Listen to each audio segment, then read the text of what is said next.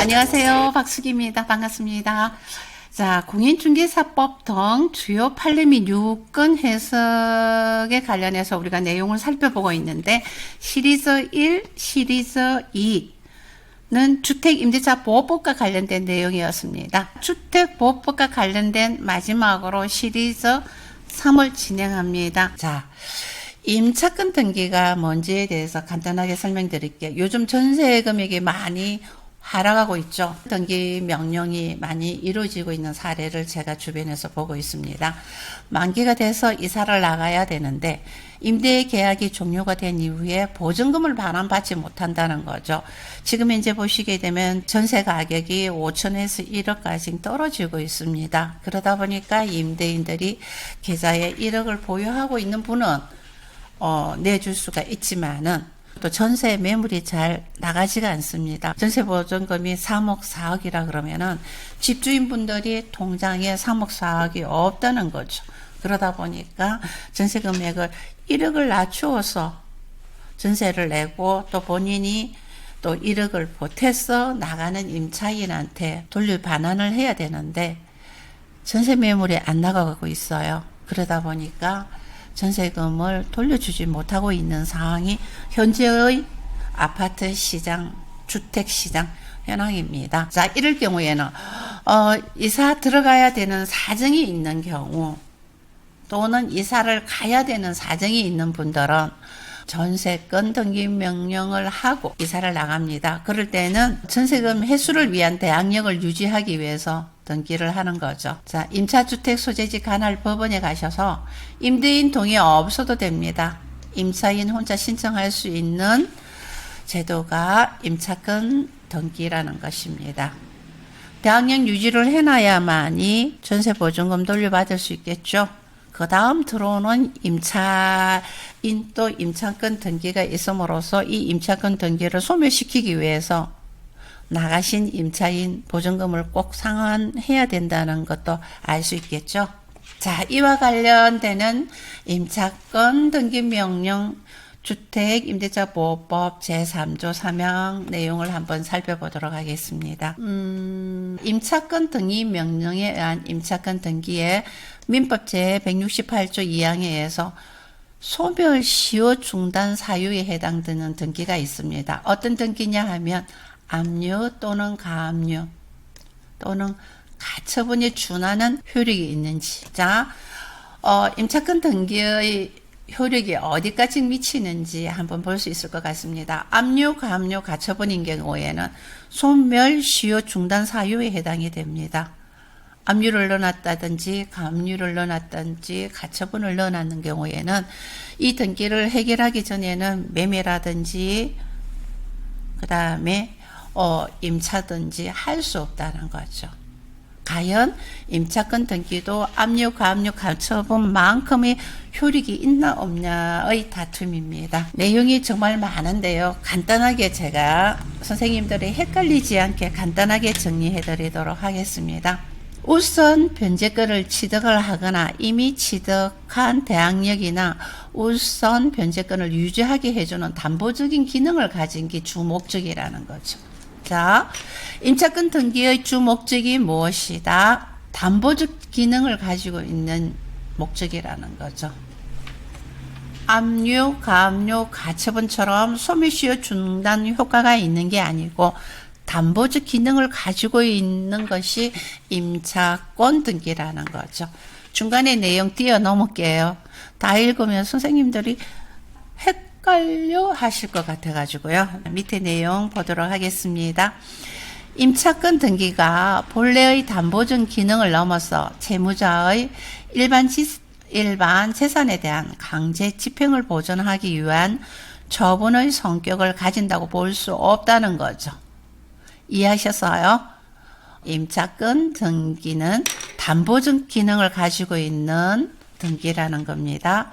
자, 그렇다면은 임차권 등기 명령에 따른 임차권 등기에는 소멸, 시효, 중단 사유인 압류 또는 가압류, 가처분에 준하는 효력이 있다고 볼 수 없다는 거죠. 이 전세권 등기를 해놓음으로 해서 내가 돌려받지 못한 전세 보증금을 돌려받기 위한 담보적인 성격이라는 겁니다.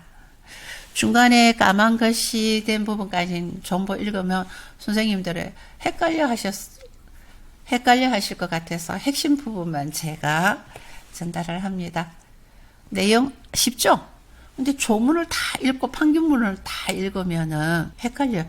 그래서 제가 판시 상황이라든지 조금 헷갈려 하는 조문 전부 다 뺐습니다. 선생님들 임차권 등기 명령에 대해서는 내용을 숙지하셨습니다. 주택임대차 보호법에 의한 경매에 의한 임차권의 소멸 내용에 대해서 한번 설명해 드리도록 하겠습니다. 주택의 경매가 넘어가게 된 것 같아요. 주택 임차인이 순위 건저당권에게 무상거주 확인서를 작성하고 이를 건네줬어요. 그래서 경매 시에 임차 보증금 배당을 받지 못한 사정을 들면서 매수인에게 주택임대차 보호법의 매수인이 주택임대차 보호법상 대항력을 주장할 수 있는지에 대한 대법원의 판결입니다. 2017년도에 났네요. 내용을 간략하게 설명해 드릴게요. 대출을 해준 은행에게 현재 거주하고 있는 임차인이 나 이 주택에 거주하고 있는데 전세 보증금도 안 주고 월세도 안 주고 그냥 무상으로 거주하고 있습니다 하는 무상 거주 확인서를 제출해 줬다는 거죠.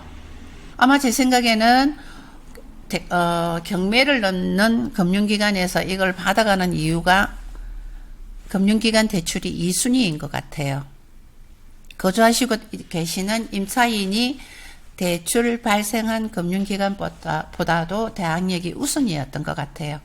그런데 우리 임차인이 너무 착한 거예요. 무상거주 확인서를 받아간다는 거는 그것도 경매를 넣는 금융기관에서 받아간다는 거는 경매 넘어가기 직전이라는 거죠. 설명드리도록 하겠습니다. 주택임대차 보호법에 따른 주택임차인의 대항력 발생일과 임대차 계약서상의 확정일자 모두 1순위예요. 1순위 건저당 설정일보다 앞선다는 거죠. 이게 핵심입니다. 이 부분이. 경매를 넘는 금융기관 은행보다도 앞선다는 거죠. 대항력이. 주택임차인은 특별한 사정이 없는 종기 이전에 배당 요구를 하였다면 1순위 건저당권보다 우선 배당 순위를 가진다는 게 핵심입니다.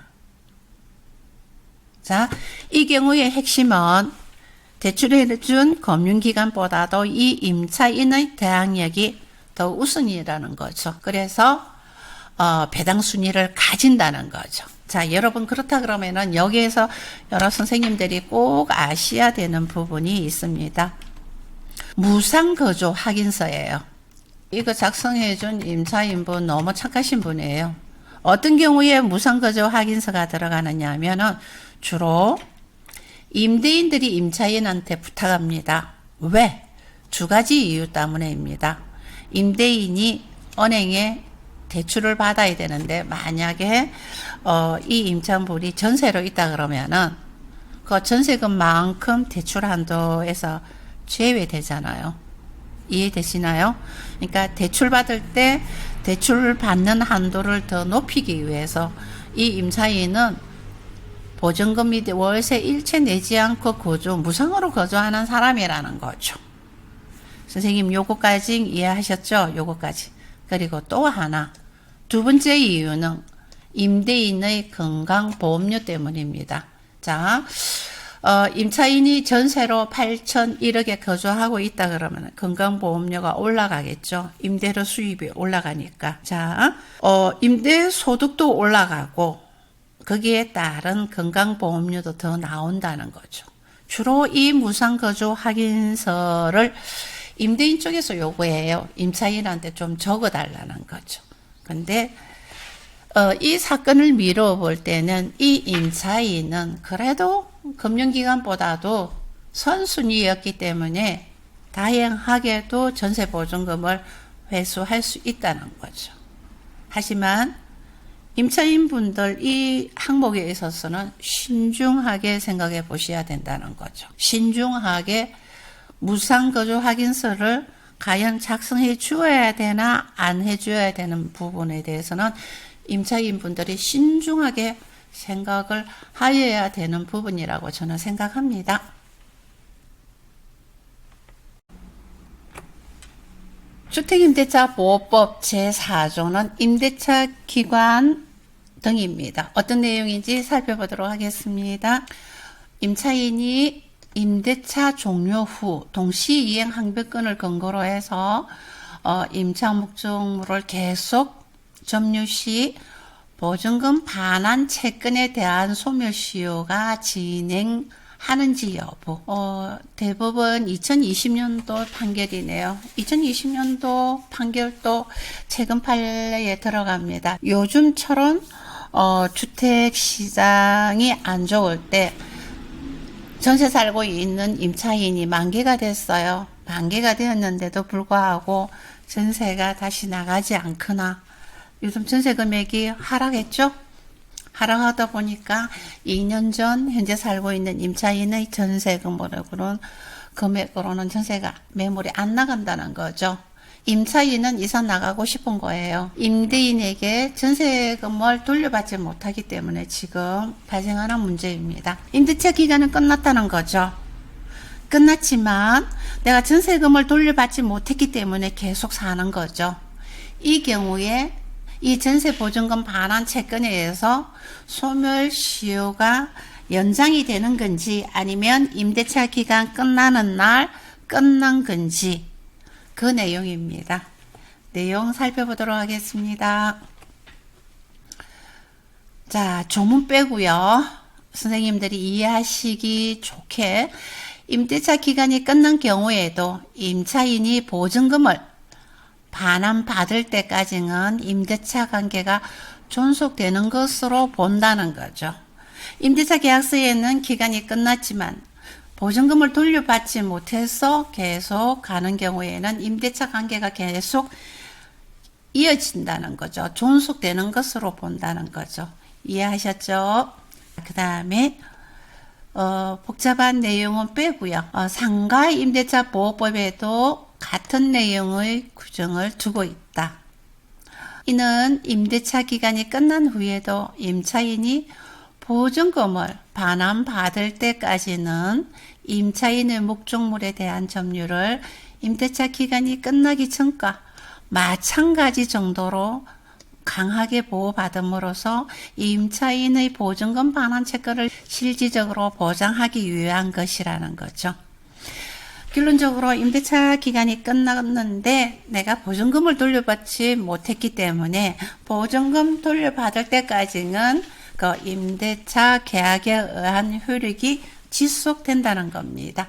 이해하셨습니까? 한 번 더 제가 정리를 해드리겠습니다. 소멸시효는 권리자가 권리를 행사할 수 있는데도 일정 기간 권리를 행사하지 않을 경우에는 권리의 소멸이라는 법률 효과가 발생하는 제도를 소멸시효라고 하는 거죠. 그런데 앞에서 설명드렸던 임대차 계약 기간은 끝났지만 전세금을 돌려받지 못해서 임대차 계약이 연장된다는 내용은 어떤 내용이냐 그러면은 채권을 일정한 기간 행사하지 않으면 소멸시효가 완성되지만은 채권을 계속 행사하고 있다고 볼 수 있다면은 소멸시효가 진행되지 않는다는 거죠. 민법 제 162조, 163조, 164조에 의하여 소멸시효가 진행되지 않는다는 거죠. 쉽게 해서 임대차 기간이 끝났음에도 불구하고 보증금을 돌려받지 못해서 계속 진행되는 거는 소멸시효 진행이 되지 않는다고 보는 거죠. 전세보증금을 돌려받을 때까지 임대차 계약에 의해서 그 법적인 효력이 지속된다는 겁니다. 이상 소멸시효에 관해서 내용을 정리해 드렸습니다. 주택임대차보호법 제8조는 8조에 보시면은 보증금 중 일정액의 보호라는 조항이 있습니다. 어떤 내용인지 살펴볼게요. 주택임대차보호법에 따른 우선 변제받을 수 있는 금액의 반환 채권에 대한 압류를 금지하는 민사진행법을 이야기하는 겁니다. 주택임대차보호법에는 우선 변제 금액 범위가 있죠. 지자체마다 조금씩 다른데 그 금액에 대해서는 압류를 금지한다는 민사집행법을 이야기하는 겁니다. 여기에서의 핵심은 무엇이냐 하면은 돈 받을 사람들이 있으니까 압류를 해놨잖아요. 그런데 채권자라 그러면 돈 받을 사람들입니다. 이 민사집행법이 채권자인 청구인들의 재산권을 침해하는지 여부가 핵심이라는 거죠. 이해하시겠습니까? 자, 내용 살펴보도록 하겠습니다. 결론은 이미 나와 있습니다. 자, 밑에부터 시작할게요. 우선 변제를 받을 수 있는 임차인, 그러니까 소액 임차인이라고 부르는 거죠. 주택임대차보호법에서 이분들에게는 주거 생활의 안정을 도모하고 이들이 인간다운 생활을 보장하기 위한 것으로 입법 목적이 정당하고, 그리고 소액 임차보증금 반환 채권의 압류를 금지하는 것은 위와 같은 입법 목적에 달성하기 위한 적법한 수단이라는 거죠. 소액 임차인들을 위해서 인간답게 살기 위해서는 그 금액에 대해서 압류, 그러니까 압류를 금지하는 민사집행부 조항을 이야기한 겁니다. 246조 제1항 제6호에 해당이 되네요. 소액 임차인들을 보호하는 것은 여기 보면 형법 제34조 제1항 제2항에 의한 정당화될 수가 있다는 거죠. 인간답게 살 수 있는 권리. 민사집행법에 따라 구체적인 상황에서 채권자의 이해관계를 반영하여 압류 금지 범위를 합리적으로 조정할 여지가 있는 점을 고려하며 심판 대상 조항은 법익의 균형도 갖추었다. 따라서 심판 대상 조항이 청구인들의 재산권을 침해한다고 볼 수 없다는 거죠. 정리해 드리겠습니다.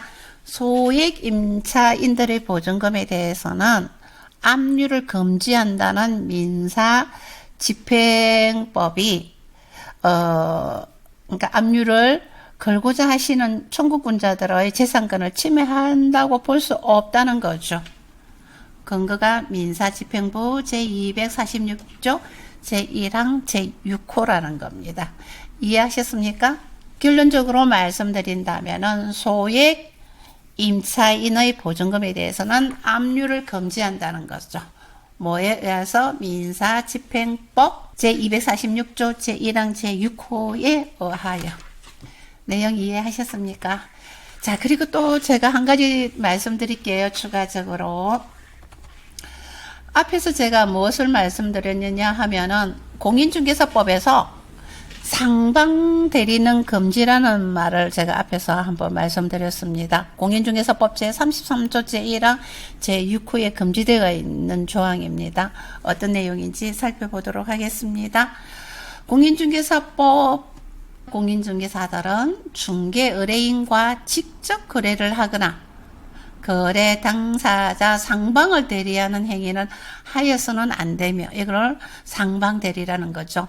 매도인, 매수인, 임대인, 임차인 양쪽을 대리해서 계약서 작성한다는 것은 금지한다는 거죠. 이를 위반할 경우 자격정지, 등록 취소, 3년 이하 3천만 원 이하의 벌금에 처하게 된다는 거죠.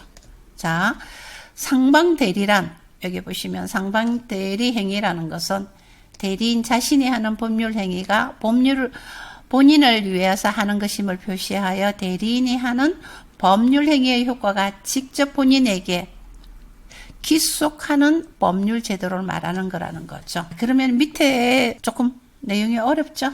쉽게 풀어드릴게요. 개업공인중개사가 모든 서류 작성과 서명 및 날인을 홀로 수행하지 않았으며 무슨 이야기냐 하면 계약서를 매도인, 매수인 대리해서 혼자 계약서 쓰고 임대인, 임차인 대리해서 혼자 계약서를 쓰지 않았다면은 거래 당사자가 있는 상황에서 서류를 작성하고 그리고 각 거래 당사자가 서명 및 나인을 하였다면은 공인중개사법 제33조에서 금지하고 있는 상방대리에 해당하진 않는 것으로 판단됩니다. 라고 정리가 되어 있죠. 답은 정리가 명쾌하게 되었습니다. 공인중개사가 혼자서 상방을 대리하는 것은 금지되어 있고요.